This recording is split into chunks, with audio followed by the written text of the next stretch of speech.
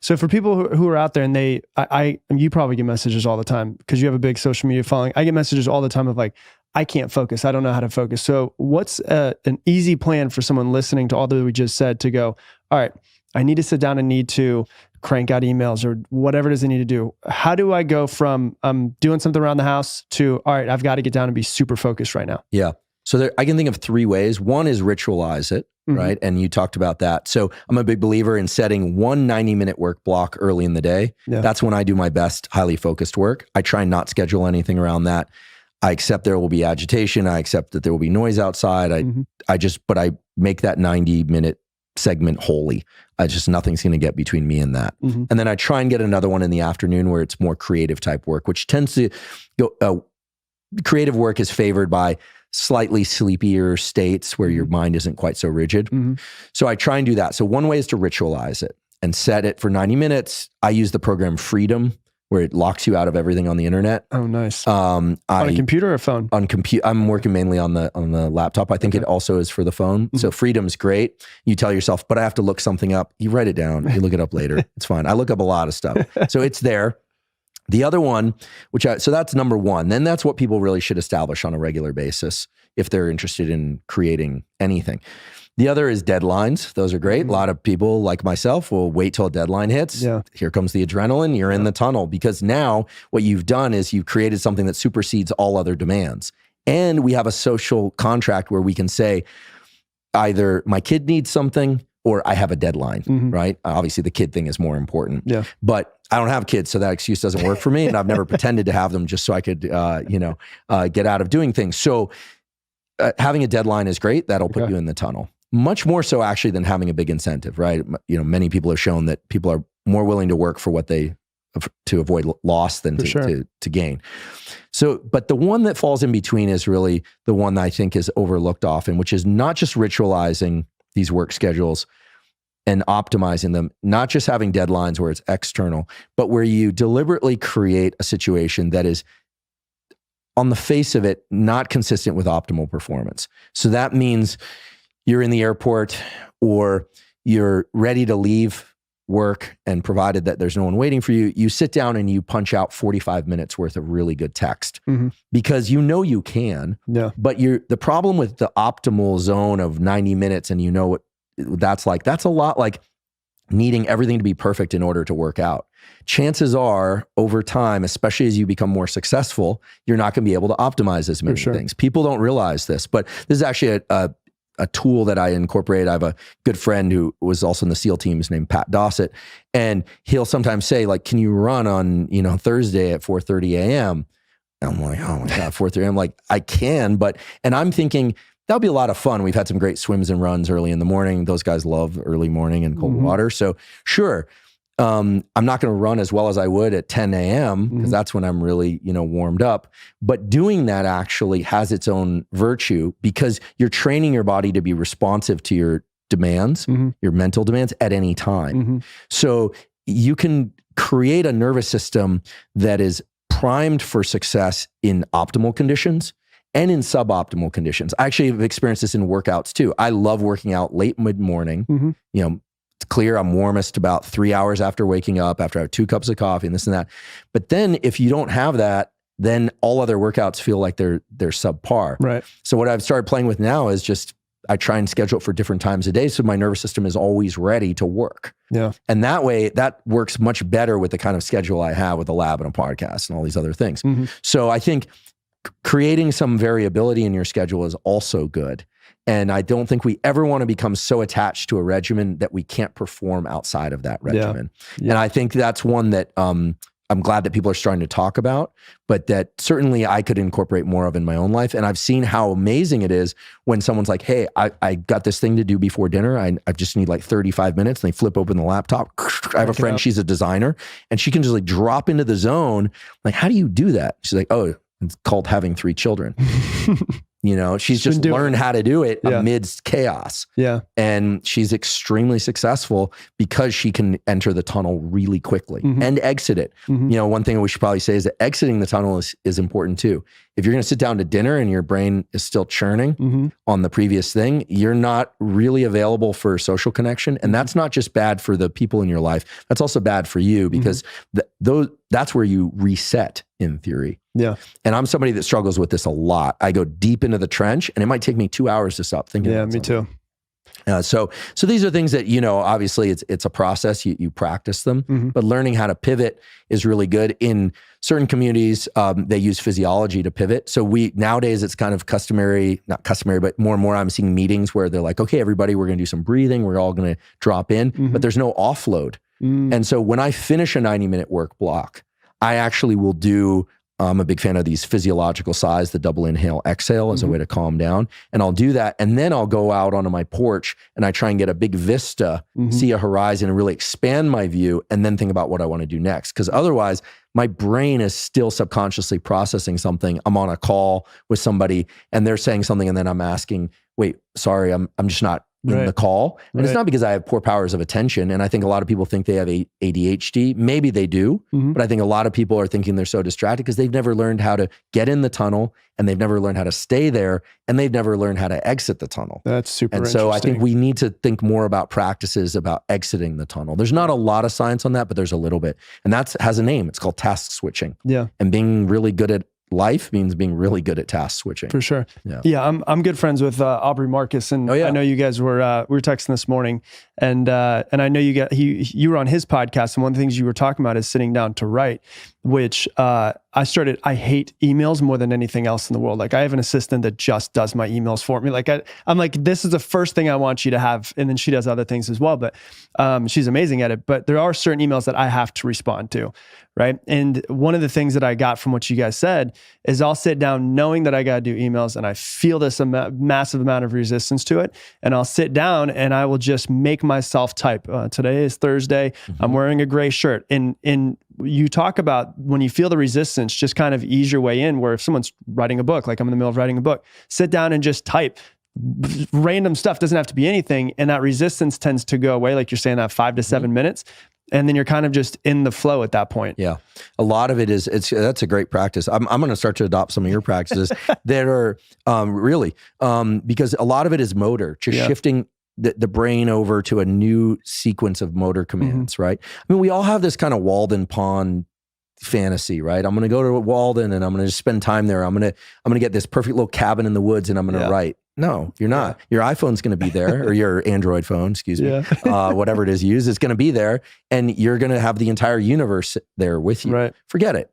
That freedom program really does help, but getting into the motor action really helps. And I think that you also point out something really important, which is that do not expect to, well, let me phrase this differently. You don't walk into the gym and expect to hit your PR on the first set. Right.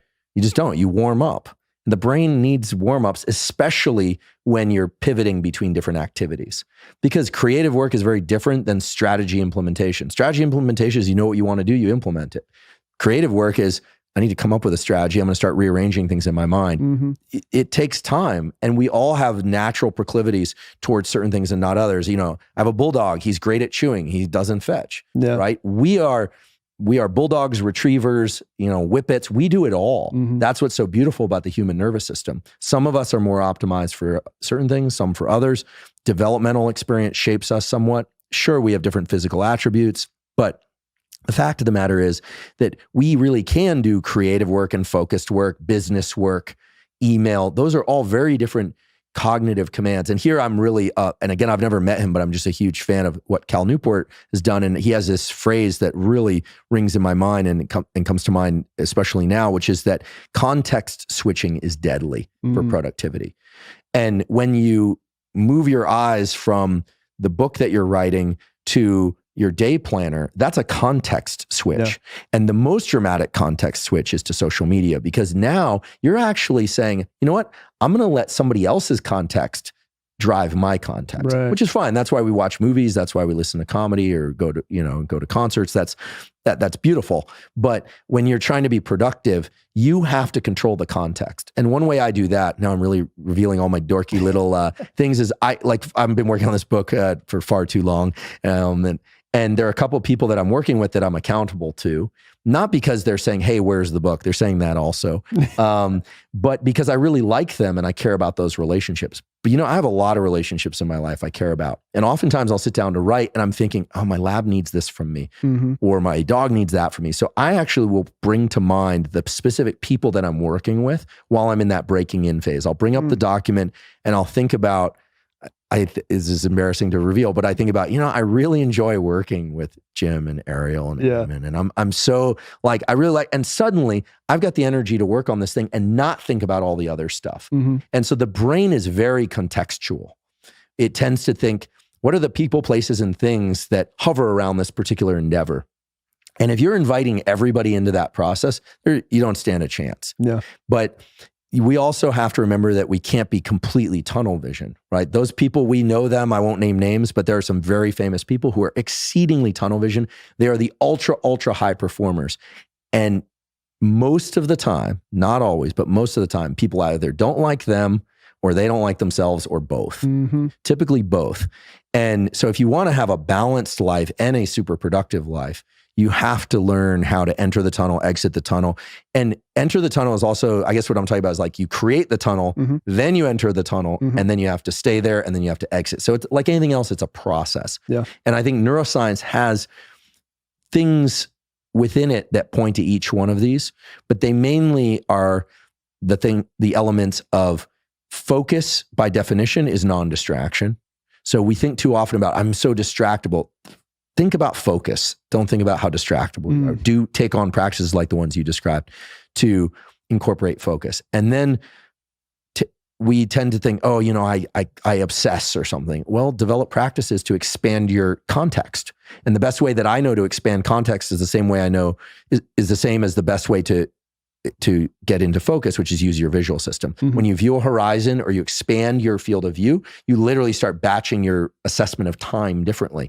And so the visual system can be a great ramp in and out of what we're calling focus or work. Love it. Yeah, I mean, the only thing I would add is that the expanding your view can be practiced also, just like you can do it away from the actual work, which is you just try and see your physical body without moving your head or eyes while in the environment you're in. So you're trying to see the ceiling, the floor, and the walls and yourself in the environment. Yeah.